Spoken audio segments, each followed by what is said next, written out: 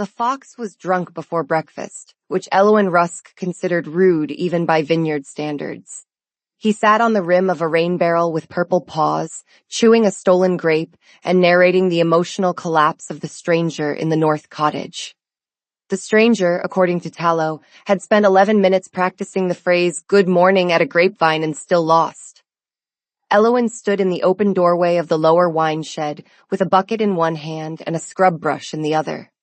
Mist still lay low over the rows of vines, silvering the leaves and softening the long brown slopes beyond the village. The air smelled of wet earth, crushed grape skins, old oak barrels, and the faint sharpness of fox guilt. Tallow licked one paw with exaggerated dignity. In Elwyn's mind, his voice arrived bright, smug, and a little slurred. He began with "good morning," then changed to "pleasant morning," then rejected "pleasant" because he said it sounded like a tax notice. Then he looked at the grapevine and asked whether "good morning" sounded too intimate. "I have seen chickens make faster romantic progress." Elwyn closed her eyes for one patient breath. "You are eating fermented grapes again." Tallow froze with the expression of a creature who had been accused by an unjust court. "I am conducting quality control." "Your quality control is wobbling." "My artistic process includes movement." The fox slid 1 inch sideways on the rain barrel, overcorrected, and dropped into the empty bucket beneath him with a hollow wooden thump. Only his ears showed above the rim. Elwyn looked down at him. From inside the bucket, Tallow added, with no loss of authority, "He is coming down the lane now." Elwyn looked toward the upper path. The man from the north cottage was walking between the outer rows of vines, where the morning sun had begun to gather in pale gold along the grape leaves. He wore plain traveling clothes, dark wool, good boots without any visible insignia, and a cloak too well cut to belong to any man who truly wanted to go unnoticed. His black hair was tied back at the nape. His face was sharp, controlled, and handsome in a way that seemed almost inconvenient for everyone standing near it. He carried a basket of bruised grapes in both hands. That was new. The stranger had arrived 4 days earlier and called himself Maylor. No family name. No believable trade. He had rented Mistress Vell's north cottage, paid with freshly minted crown coins, and claimed he wanted quiet. Quiet, in Elwyn's experience, did not usually arrive with a horse trained for battlefield signals, shoulders built for armor, and the posture of a man who expected doors to open before he touched them. Dovefall Vineyard was practical. If a man paid 3 weeks in advance while pretending to understand wool, the village gave him a bed and discussed him over supper. Elwyn had discussed him mostly with Tallow, who had no concept of privacy and considered windows a form of public invitation. Maylor stopped 10 feet from the wine shed. The grapes in his basket had been crushed beyond rescue. Elwyn looked at the basket, then at his hands, then at the careful blankness of his face. Tallow's head rose from the bucket. He squeezed them while trying to decide whether to say good morning. Tragic pressure management. Elwyn pressed her lips together so hard they almost disappeared. Maylor noticed. Of course he noticed. He noticed everything, which was part of the problem. His eyes, a dark storm gray in the morning light, sharpened slightly. "The fox is here," he observed. Elwyn set her scrub brush on the shelf. She did not ask how he knew. Tallow had one purple paw hooked over the bucket rim and an expression of magnificent offense. "The fox is usually here," Elwyn answered. "He considers the vineyard his estate. It is my estate. The humans are seasonal decoration." Maylor's gaze moved to the bucket. The corner of his mouth almost shifted. It did not become a smile. It became the idea of a smile, which was apparently as far as his face allowed without written permission. "He seems unwell." "He is suffering the consequences of theft." "Quality control. Fermented theft," Elwyn added. This time Maylor did smile. Barely. It made him look younger for exactly 1 heartbeat before the old control settled over him again like a cloak. He lifted the basket a little. "I brought grapes." Elwyn looked down at the grapes. They were ruined. Not spoiled, just thoroughly flattened, as if a powerful man had lost a private battle with his own nerves. Tallow sighed from the bucket. There it is, the heroic offering. Crushed fruit. In some cultures, this means marriage. In others, it means he should not be trusted near jam. Elowin had lived 26 years with the burden of hearing animals, and still there were mornings when the gift nearly defeated her. She bit the inside of her cheek. Maylor watched her with the grave attention of a man awaiting judgment from a queen, a council, or a cellar hand holding a bucket containing a tipsy fox. "Thank you," she managed. "We can use them for vinegar." His expression did something complicated. Tallow burst out laughing in her head. Vinegar. She turned his courtship grapes into vinegar. "I withdraw every complaint I have ever made about humans. This one has promise." Maylor looked at the fox again. His eyes narrowed. "Is he laughing?" Elowin picked up the bucket by its handle. Tallow sank back into it like a disgraced noble fleeing scandal. "He has a very expressive face." Maylor pointed out that this was not what he had asked.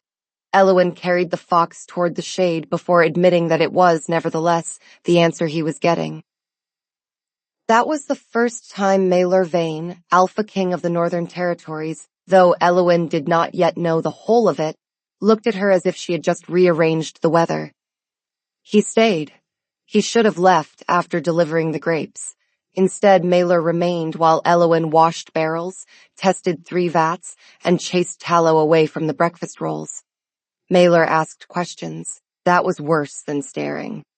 He asked about fermentation, the low-tide vines, the greener western slope, and the mossy stone marker above the vineyard. Elowin answered what she could and ignored what felt too close to her private suspicions. The old marker had bothered her for weeks. Moss covered its carved wolf and crescent. Villagers called it a boundary stone, but faded cellar labels connected Dovefall to royal houses and the old wolf courts. It had always been history to her. Old stones, old labels, old stories, until the wine started glowing. She had not told anyone yet. 2 barrels in the deepest part of the cellar had developed a faint silver shine when moonlight touched them. The wine smelled clean. Better than clean.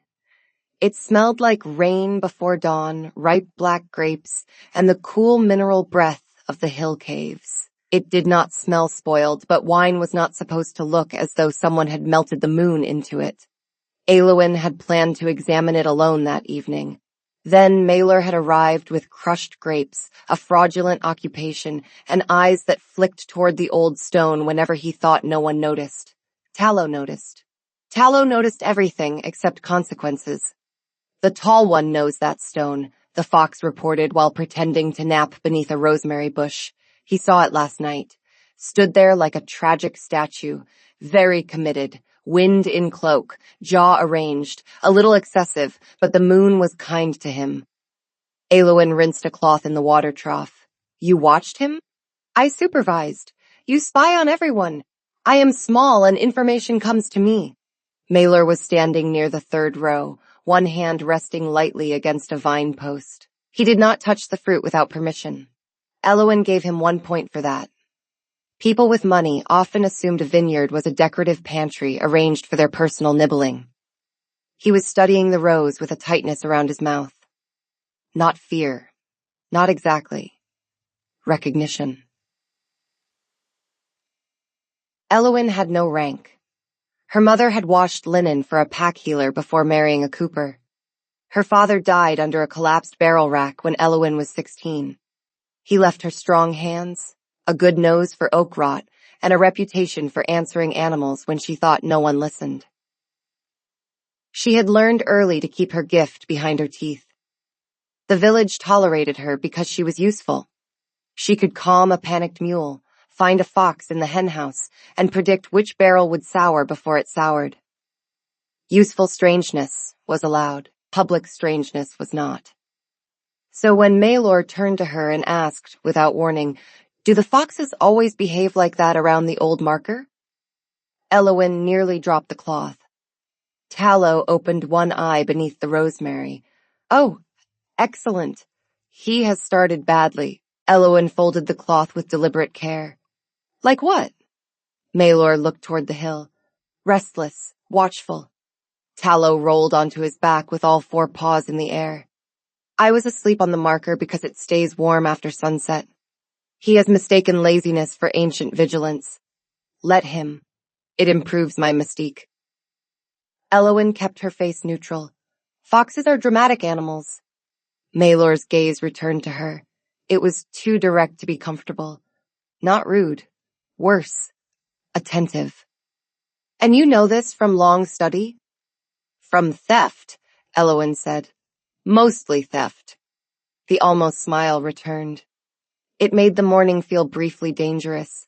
Old Master Brindle, the vineyard owner, chose that moment to emerge from the upper pressing house with a ledger tucked under one arm and half a roll in his mouth. He was short, square, sun-browned, and permanently irritated by everything that was not wine. Eloin, he called around the bread. The lower cellar again. Barrel 7 smells odd. Eloin's stomach tightened. Barrel 7 was one of the silver ones.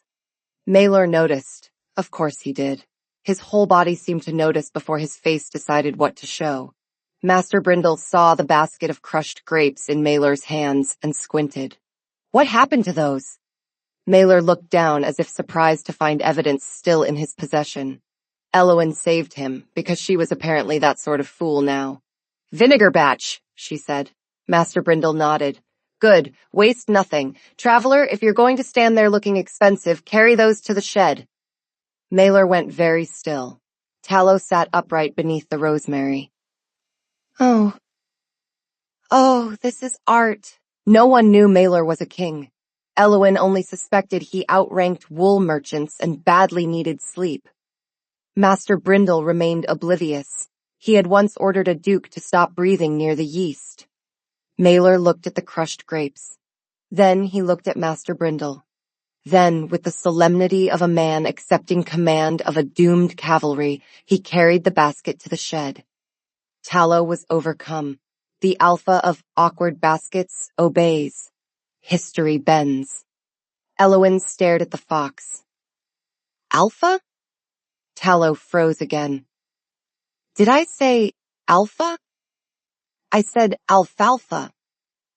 Because grapes, agriculture, very normal. Eloin's pulse changed. The fox shut his eyes and pretended to die. That evening, Eloin went down to the lower cellar with a lantern, a tasting cup, and the heavy knowledge that Tallow had the survival instincts of a moth in a candle shop. The cellar was built into the hillside beneath Dovefall's oldest vines. Stone steps descended into cool, dark air that smelled of oak, yeast, damp chalk, and the sweet weight of sleeping wine. Above ground, harvest season was all light and shouting. Below, the world was quiet enough to hear a barrel breathe. Eloin loved the cellar. She loved it because nobody asked her to smile in the cellar. Nobody wondered why she tilted her head when mice argued behind the grain bins. Nobody stared when she laid a hand on a barrel and waited for the living warmth of fermentation to tell her whether the wine inside was well. The silver light came from the far row. Barrel 7 rested beneath the narrow moon shaft, where a crack in the old stone let in a blade of night. Its oak staves glowed faintly along the seams. The wine inside gave off no heat, but the air around it felt awake. Tallow slipped between her boots. He had sobered enough to walk in a straight line, though he did not appear proud of the achievement. It smells like old promises, he said. Eloin crouched beside the barrel. You know what old promises smell like? Of course. Like men standing in fields at night, making statements they will later regret. Also wet stone. She ran her fingers over the barrel mark. Batch 7. South slope. Late rain. Wild yeast. Nothing unusual, except everything. Behind her, the cellar door opened. Eloin did not jump. She had spent years refusing to jump when animals spoke inside her skull. But her hand tightened around the tasting cup. Maelor's voice came from the upper steps, low and careful. Master Brindle sent me down with the empty crate. Tallow looked up at Elowen with theatrical sorrow. He lies beautifully. Terrible content. Excellent tone. Elowen straightened. Maylor descended with an empty crate he absolutely did not need to carry. His gaze went first to her face, then to the glowing barrel, then to the old wolf mark carved into the cellar arch above them. For once, the mask slipped before he could catch it. He knew. The cellar seemed to cool around that knowledge. Elowen set the tasting cup on the barrel top. You are not a wool merchant. Maylor looked at the crate in his hands as if it had betrayed him. No. Tallow hopped onto a low barrel stand. Progress. 4 days and a basket of murdered grapes to reach no. Elowen kept her attention on Maylor. Are you dangerous? That question seemed to surprise him, not offend him. Surprise him, as if danger was a coat he had forgotten he was wearing. His answer did not come quickly. When it did, it was quieter than the cellar. Sometimes. Tallow's tail stilled. The fox had nothing to say to that, which made Elowen more uneasy than the glowing wine. Maylor set the crate down with care. He did not move closer. But not to you. The words were simple. They should have been easy to dismiss. Instead, they landed with the weight of something he had not meant to give away. Elowen looked back at the barrel. Do you know why the wine is doing this? Maylor came down the last step. The moonlight caught the side of his face, silver along one cheekbone, shadow under his eyes. He looked less like a traveler in that moment and more like a man who had spent too many years being followed by crowns, oaths, and expectations. I know what it might be. Tallow inhaled sharply. Here comes the part where he tries to sound ordinary and fails into grandeur. Maylor shot the fox a look. Elowen went still. Can you hear him? No, Maylor said. But I have spent 4 days being watched by that creature with the judgment of a priest and the hygiene of a berry stain. I can infer. Tallow puffed up. Priest? I have never been so insulted. My hygiene is seasonal. Elowen laughed before she could stop herself. The sound startled all 3 of them. It echoed softly against the cellar walls, slipped between the barrels, and returned changed, warmer. Maylor looked at her, and the tension in his face altered. Not gone, nothing so simple, but altered. Elowen turned back to the wine because looking at him too long felt like stepping onto a bridge she had not inspected. Tell me what it might be. Maylor moved to the old arch and brushed his fingers over the carved wolf head. His touch was familiar, almost reluctant. There are old records, older than the current court. They mention places where alpha kings came before there was one throne for all northern packs. Places of rest, truce, and reckoning. Dovefall was one of them. Tallow leaned toward Elowen. He practiced that too. Less disastrous than good morning. Still too many pauses. Elowen ignored him with effort. Why would wine glow? Maylor called it moon silvering, a sign that the old vow beneath the land had woken. Elowen immediately asked what vow he meant. Maylor was quiet for a long moment. Above them, the vineyard creaked in the evening wind. Somewhere between barrels, a mouse whispered that the fox looked unstable and should not be trusted near crumbs. Elowen agreed with the mouse. Maylor's voice lowered. That any wolf king who came here would set aside his title and freely offer one true thing. Only then would the land grant him rest. The cellar absorbed the words. Tallow blinked. Oh, that is inconveniently beautiful. Elowen looked at the glowing barrel. The wine inside had begun to shimmer more brightly, as if it had heard him. Did you? Maylor's hand fell from the carving. Did I what? Leave your title at the edge of the vines. His face closed. That was answer enough. Tallow sat very still. Elowen understood then, not all of it, but enough. Maylor had not come to Dovefall because he loved wine. He had not come because the valley was pretty, though it was. He had come because some old record had told him this place might help something inside him settle. And he had arrived with his title hidden, not released. There was a difference. She picked up the tasting cup. Then perhaps the wine is waiting. Mailer looked at the cup sharply. Don't drink that. Elowen raised an eyebrow. Tallow groaned. There it is, the command voice. Very polished. Very doomed. Maelor seemed to hear the criticism without hearing the words. He exhaled through his nose and recalibrated. Please, he said. We do not know what it does. That was better. Elowen set the cup down. We know it wakes when you talk about old vows. Maelor called that an incomplete safety assessment. Elowen called it more useful than pretending to sell wool. Tallow made a soft choking sound that might have been respect. Maelor looked at her for 2 full seconds. Then the impossible happened. The man smiled properly. It was small. It was tired.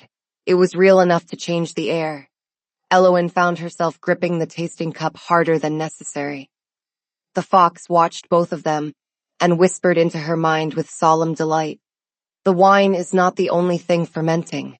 She kicked him lightly with the side of her boot. The first tasting did not happen that night. Maelor insisted on caution. Elowen insisted that caution from a man who lied about wool needed warning marks. Tallow offered to taste the wine for science, romance, and personal growth. Nobody accepted, mostly because he had already failed several grape-related tests. They agreed to wait until morning. By dawn, the agreement had become a problem. The wine glowed brighter. Not enough to alarm the whole village, but enough that the lower cellar looked as though moonlight had spilled across the floor. Master Brindle came down before breakfast, saw the silver light under the door, and made a noise as if his soul had tried to exit through his nose. Elowen intercepted him at the bottom step with a broom in one hand, because sometimes authority was mostly a matter of holding an object. It is not spoilage. Master Brindle clutched his ledger. Wine is not supposed to shine. Neither are your boots after harvest, but Mistress Vel manages. That confused him long enough for Maelor to appear behind her with the calm of a man ready to negotiate with a small, furious vineyard owner. He did it badly. The barrel should remain undisturbed, Maelor said. Master Brindle turned on him. And who are you when you are not ruining grapes? Tallow, hidden behind a barrel, let out a sound of pure joy. Maelor looked at Elowen. Elowen looked at Maelor.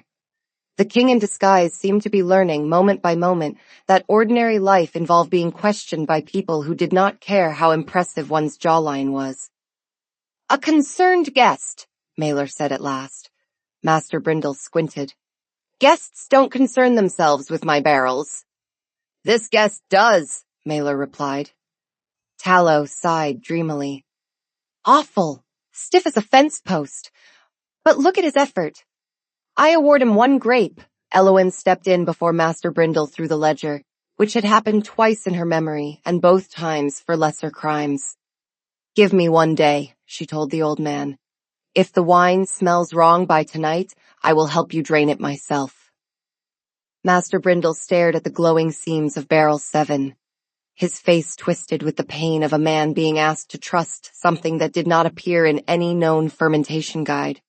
1 day, he snapped. If it explodes, I am blaming the fox. From behind the barrel, Tallow whispered, reasonable.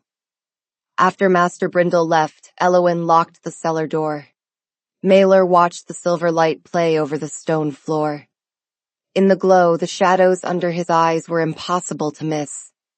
He looked as if sleep had become a foreign country, and he had lost the map. Elowen took down 2 tasting cups. Maelor's gaze sharpened. We agreed on caution.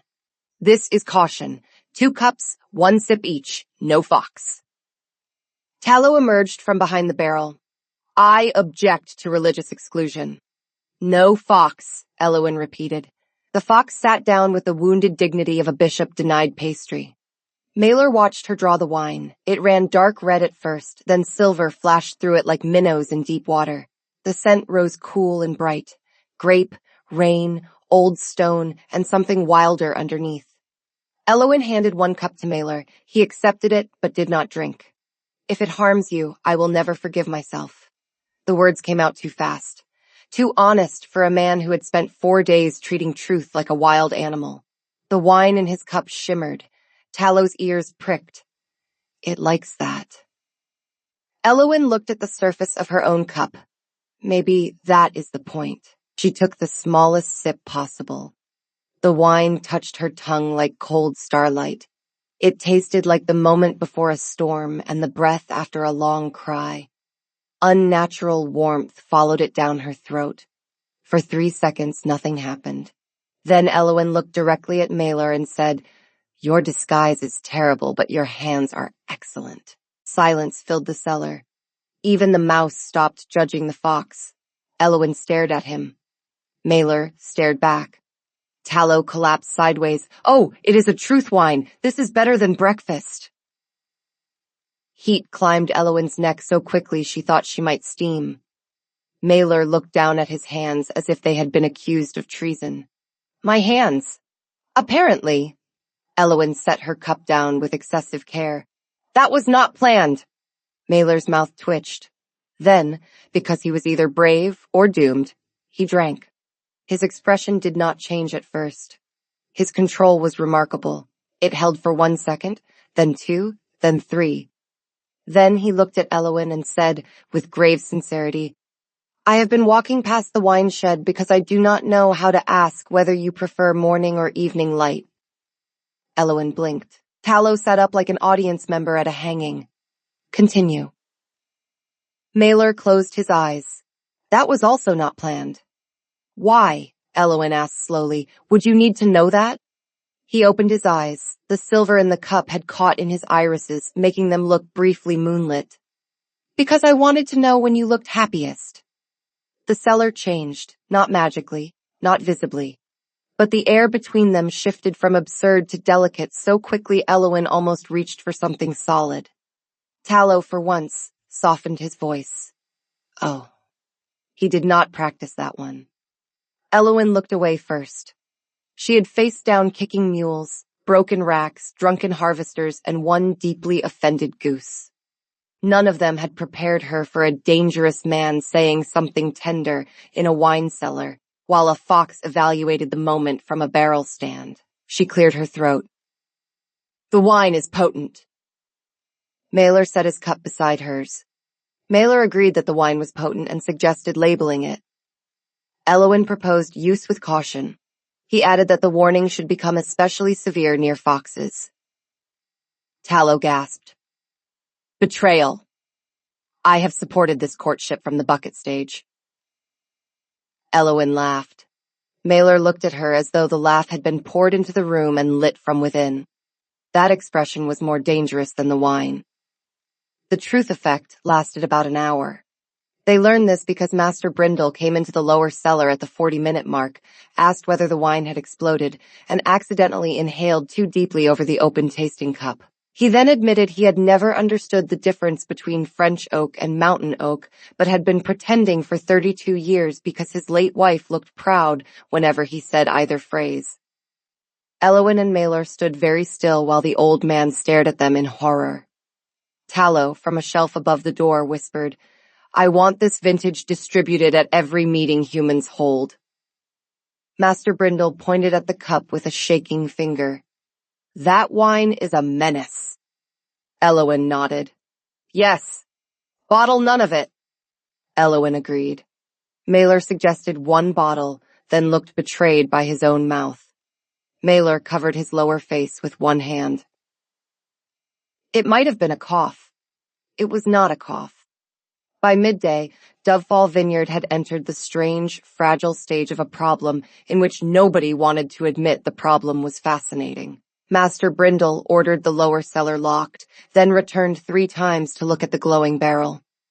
Mistress Vell wandered by with laundry and admitted, after one careless sniff, that she had been watering down her cousin's pear brandy for years because the woman became unbearable after 2 cups. Elowen put a cloth over the tasting cups. Malor remained at the edge of the cellar, thoughtful and too quiet. Tallow got bored and began sliding corks off a shelf one by one. Drop. Pause. Drop. Pause. On the 4th cork, Malor turned his head. Must he do that? Elowen did not look up from her notes. He believes boredom is a legal defense. It is. Drop.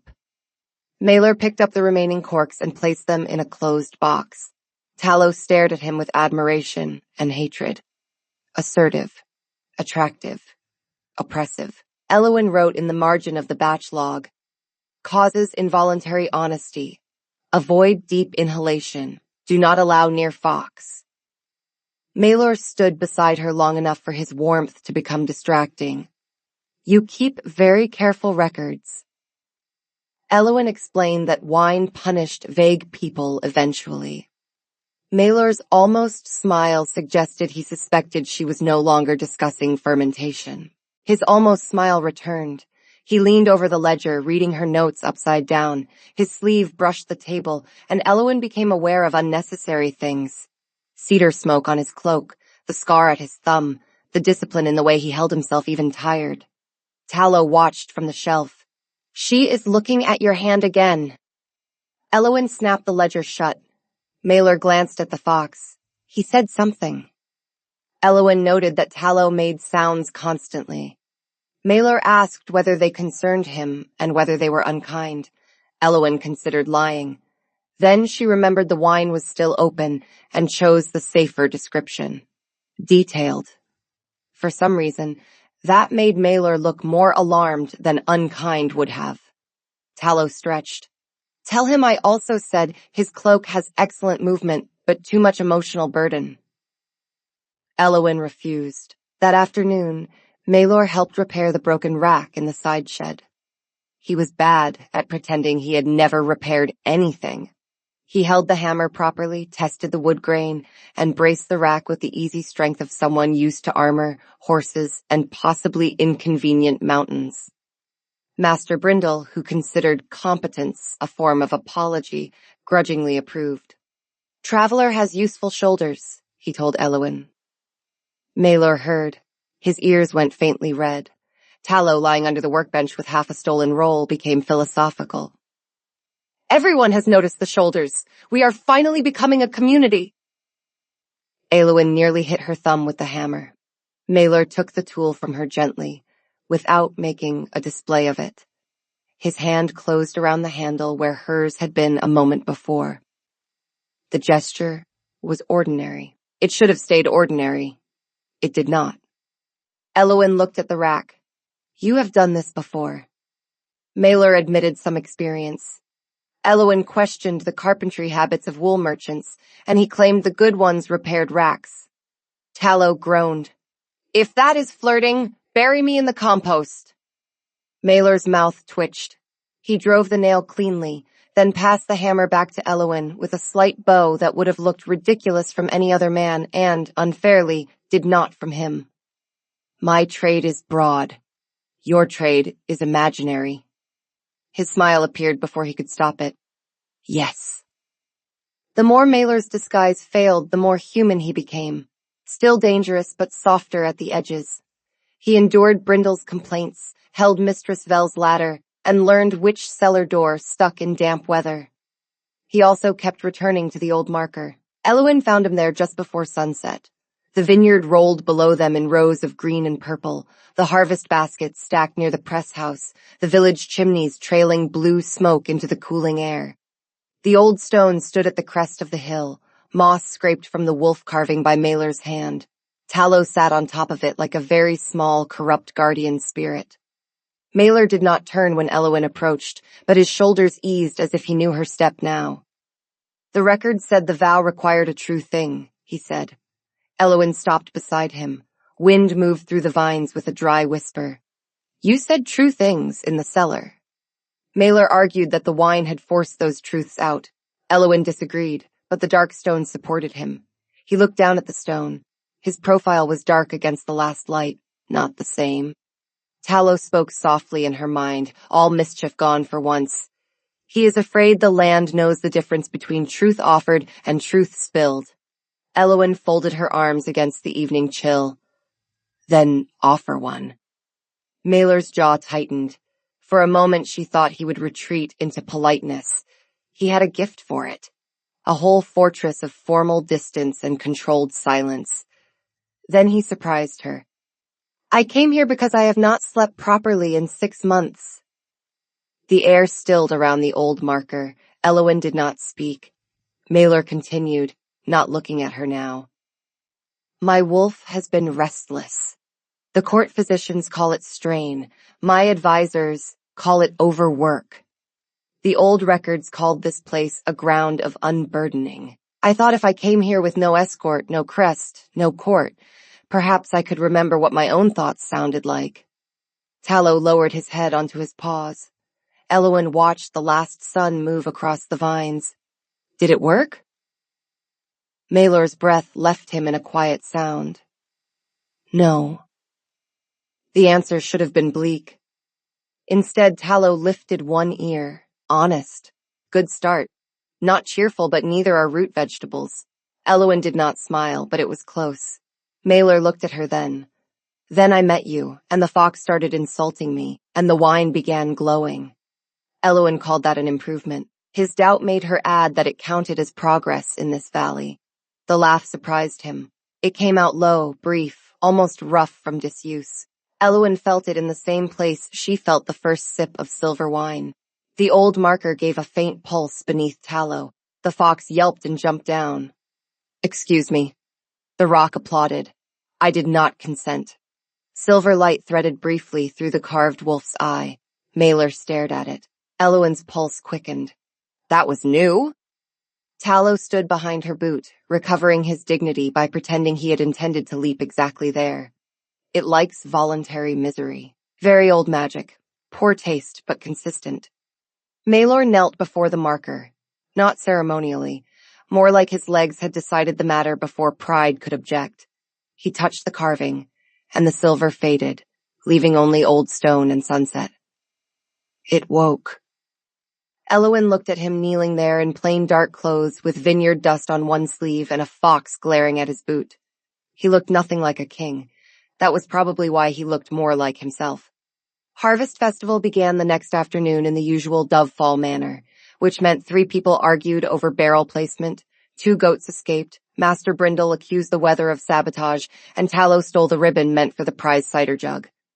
By dusk, lanterns glowed above tables between the vines. Roasted onions, wood smoke, grape must, and honey cakes scented the air. Musicians tuned badly while children chased each other between barrels. Elowen had hidden the silver wine. She had hidden it well. She had underestimated Mistress Vel. The old woman had been told not to touch the covered jug in the lower cellar, which was exactly the sort of sentence that turned a covered jug into the most interesting object in the valley. She did not serve much.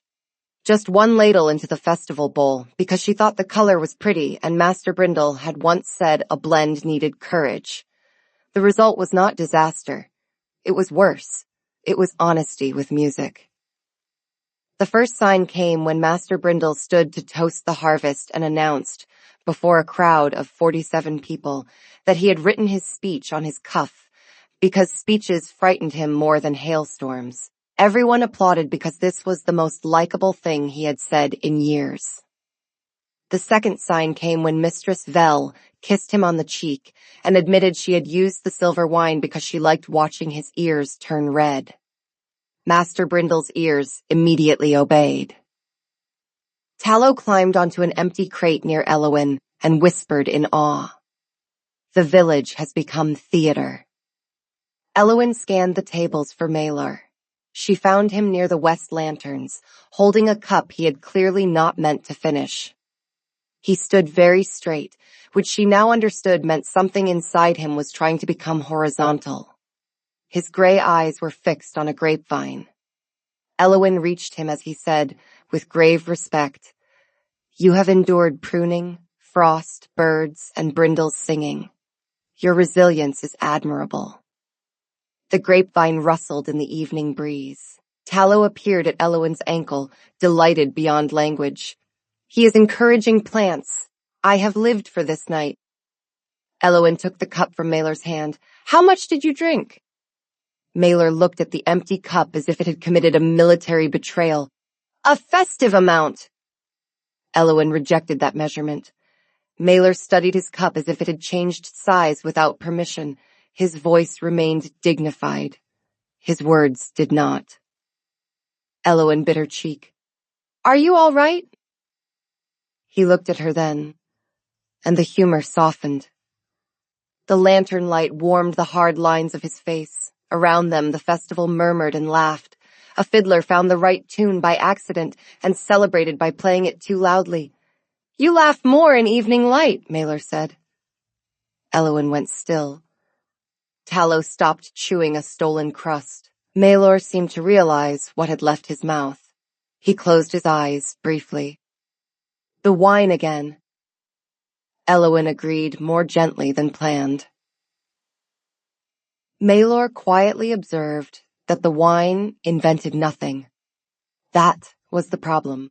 Across the festival table, a cooper's apprentice announced that he had been pretending to like turnip stew for love of his mother. His mother burst into tears because she had also hated it for 15 years. The table erupted into relieved laughter. Elowin should have attended to the situation. Instead, she stood with Malor beneath the lanterns while Tallow looked between them like a fox watching a door finally unlock. Malor lowered his voice. If I say too much, blame the festival bowl. Elowin already did. His relieved nod made the arrangement look official. He took a breath, and the old control tried to reassemble itself. It failed gracefully. I do not know how to be only Malor. I thought I could come here and take off the rest like a cloak. I cannot. It follows me, even when no one knows. Elowin could have made a joke. Usually she would have. Humor was safer than holding another person's truth. But his face in the lantern light was too unguarded for that. Maybe you are not supposed to take it off all at once. He looked at her. Maybe you practice, she said. Badly, if necessary. Tello sighed. She says this as someone who watched you rehearse Good Morning at a Vine. Malor's gaze snapped to the fox. He told you that. Elowin looked at the lanterns. He tells me many things. Malor asked how many. Elowin decided enough was the safest answer. His shoulders shifted. Not quite embarrassment, not quite surrender. The grapes? Elowin confirmed the grapes. Malor then listed the broken door lock and morning light with the grim concentration of a man discovering that his private life had been issued a fox-shaped town crier. Elowin softened before she could stop herself. Yes. Malor looked as though he wanted to dissolve into the vineyard soil and nourish next year's crop. Tallow made a sympathetic noise. Do not despair. The humiliation has excellent body. Elowin finally laughed, because there was no surviving that. Malor watched her for one helpless second, then laughed too. Quietly at first, then more fully, as if the sound had been stored somewhere under lock and was startled to be released. Several villagers turned. They did not see an alpha king. They saw a tall stranger laughing beside the cellar girl while a fox stole a honey cake from a child's plate. For one bright moment, that was enough. Then old Fen Arlo recognized him. Fen had been a border messenger in his youth, long before age bent his back and left him with one cloudy eye. He stood from the end of the table, squinting through lantern smoke at Malor's face. The festival noise dimmed in pieces as people noticed the old man noticing. Fen did not kneel. He simply bowed his head with an old soldier's careful respect. Your Majesty. The words moved through the vineyard like a wind change. Elowin felt the moment when everyone around them understood. Cups lowered. Conversations stopped. Master Brindle froze with a honey cake halfway to his mouth. Mistress Vel, who feared very little and respected even less, whispered something that sounded like, well, that explains the shoulders. Malor did not move. The lantern light still touched his face, but the man who had been laughing a moment ago had vanished behind a king's stillness. Elowin felt the loss of him like a door closing. Tallow pressed against her ankle. Do not let them put the cloak back on him. The fox was right. Elowin hated when the fox was right. It gave him ideas. Fen lifted his head. Forgive me. I did not mean to expose what was private.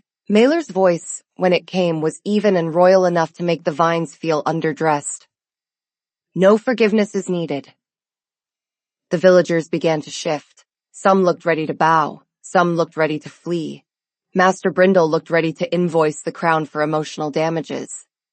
Elowin stepped forward and took the empty cup from Mailer's hand. It was not much, just a practical gesture, something a cellar hand would do for a guest who had drunk wine that made him compliment grapevines. But it brought his gaze back to her. She held it. You still owe me help with the lower rack tomorrow. The silence changed.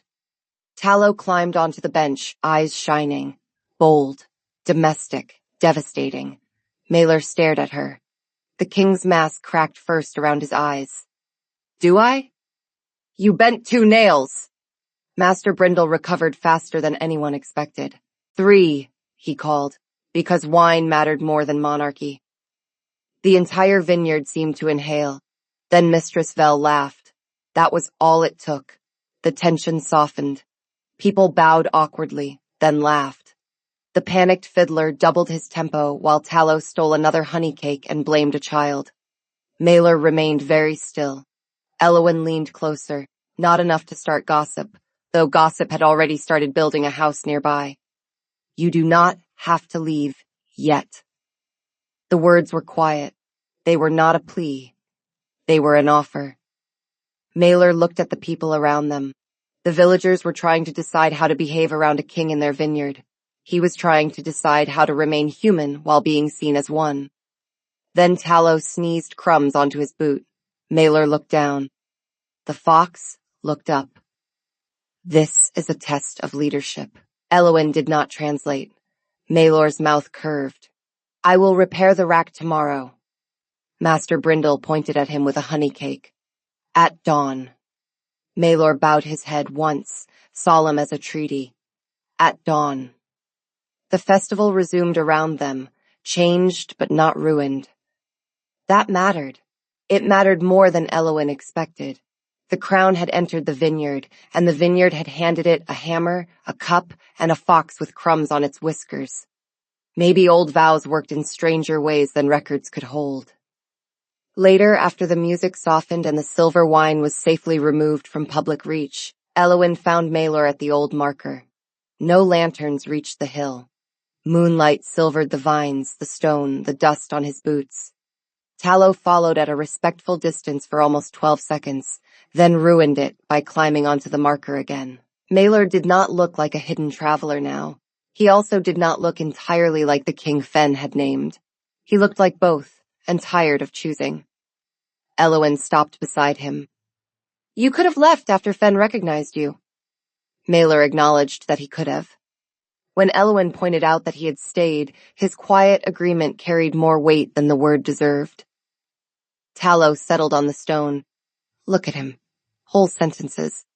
The vineyard is healing him. Maelor glanced at the fox. He is commenting again. Always. Maelor asked about his progress. Elowin admitted it was included among several tragedies. The old marker pulsed faintly under Tallow, who leapt down with an offended squeak. Again? I am being harassed by architecture. Maelor crouched and touched the carved wolf. Elowin watched his hand. Excellent hands, apparently. The wine had not lied. He spoke without looking up. My name is Maelor Vane. The night held itself still. I am Alpha King of the Northern Territories. I came here because I was tired, and because I thought an old vow might give me rest without requiring me to admit I needed it. The stone brightened. Tallow whispered, Good. Painfully slow, but good. Maelor continued, voice rougher now. The true thing is this. I do not want to be only a crown. I do not want every room I enter to turn into a mirror for what people need from me. And when I am with you, Elowin Rusk, I forget to arrange myself into something useful. Elowin's throat tightened. The silver light spread across the carving, down through the moss into the roots of the nearest vines. The leaves trembled without wind. Maelor looked up at her then. That is either very dangerous or the first peace I have had in months. Elowin's hands felt cold. Tallow, who had been moved despite himself, ruined the moment with a sniff. Tell him both. Humans love complicated answers. Elowen breathed out. A laugh caught in it, small and unsteady. Both, she said. Mailer's expression changed in the moonlight. Recognition, maybe. Or relief, wearing fear's clothes. The old marker flared once, soft and bright. Far below, in the lower cellar, something answered. Elowen felt it through the ground, barrels waking, wine shifting, the hill settling around a truth finally given freely. Tallow's ears went flat. The cellar is singing. I dislike being emotionally outnumbered. Elowen turned toward the vineyard. Silver threads moved through the rows, just enough to make the grapes shine, like stars caught in leaves. The blessing did not roar. It simply moved through the land like a long-held breath released. Maelor rose beside her. For a moment, neither of them spoke. Then Elowen said, because she was still herself and wonder needed somewhere practical to stand, Master Brindle is going to be unbearable. Maelor gave a startled laugh. Because of the glowing vines? Because he will claim he planned it. Tallow recovered enough to join in. He will call it barrel management. Maelor looked at Elowen. Will you tell me what he said? Elowen checked that he truly meant the fox. Maelor confirmed it with the solemnity of a man accepting preventable damage. She studied him in the moonlight. A king who had told an old stone the truth. A man who had complimented a grapevine after half a cup of enchanted wine. A wolf carrying too much silence inside his ribs. You will regret asking. Maelor accepted that risk. Elowen then translated Tallow's prediction that Master Brindle would call the miracle barrel management. Maelor considered that. He is probably right. Tallow preened. At last, leadership recognizes expertise. The next morning began with Master Brindle discovering silver lines in the lower vines and shouting for Elowen, then Maelor, then Your Extremely Early Majesty, which nearly killed Mistress Vel with laughter. Maelor arrived from the north path in rolled sleeves, carrying a hammer and looking less haunted than he had the day before. Not healed. No vineyard, however magical, cured 6 months of sleeplessness overnight. But his shoulders no longer looked as if they were holding up the roof of the world. Master Brindle shoved a box of nails at him. The crown can start with that corner. Several villagers gasped. Maelor only studied the broken rack with solemn attention, as if accepting a battlefield command. Of course. Tallow leaned against Elowen's boot, profoundly satisfied. I like this village. Reverence dies here in practical soil. By noon, Maelor had repaired the rack, bent one nail, carried 3 baskets, and survived Mistress Vel handing him a biscuit instead of a curtsy. The vineyard adjusted to him with complaint, improvisation, and eventual use. Then, reality arrived. It arrived after lunch in the form of a rider at the lower gate. The woman wore royal courier blue beneath road dust. She dismounted before anyone could decide whether to panic and gave Maelor a sealed packet. She did not stare at his rolled sleeves, though Elowen saw the effort. Maelor read the packet near the well. Elowen watched his face close, line by line. Not completely, not like before, but enough. Tallow, perched on the well roof, spoke softly. The crown has found its leash. Elowen's chest tightened. Maelor folded the letter and tucked it into his coat. He did not come to her at once. He finished stacking the last basket first.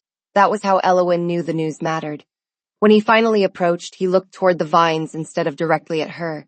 I have to return north tomorrow. Elowen had known it. Kings did not remain in vineyards because foxes approved. Still, knowing did not make the words lighter. She adjusted the ledger under her arm. The rack is fixed. His mouth curved faintly. Then my purpose here is complete. Elowen called that dramatic carpentry. Maelor admitted the accusation was familiar. Tallow raised one paw. By me, repeatedly, with evidence. Elowen looked at the fox, then back at Maelor. Will the old vow hold when you leave? He understood what she was really asking. Not about the wine, not entirely. I don't know. That truth was smaller than last night's, But it cost him something, too. Elowen nodded. Then we should take better records. Mailer blinked. Records. You have old royal documents. I have cellar logs going back 4 generations if you know which shelves not to trust. The vines are still changing. If you return with the records, we can compare them. Tallow sat very tall. She has converted longing into research. This is why she is superior. Mailer looked at her for a long time.